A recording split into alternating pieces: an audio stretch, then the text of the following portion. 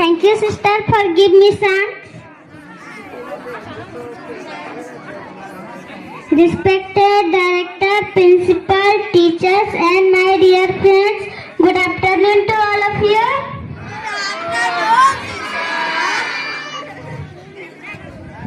My name is Khushbura.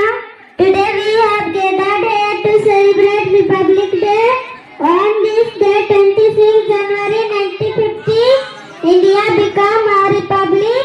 It means that we got our own constitution, which tells us how to run our country. Our constitution gives us important rights like the right to speak freely, go to school and live happily. We should thank the great leaders like Dr. Bhimrao Ambedkar and others who worked hard to give us this gift. Let us respect our country and follow the rules. Be good citizens. Jai Hind, Jai Bharat, Atlas. Thank you.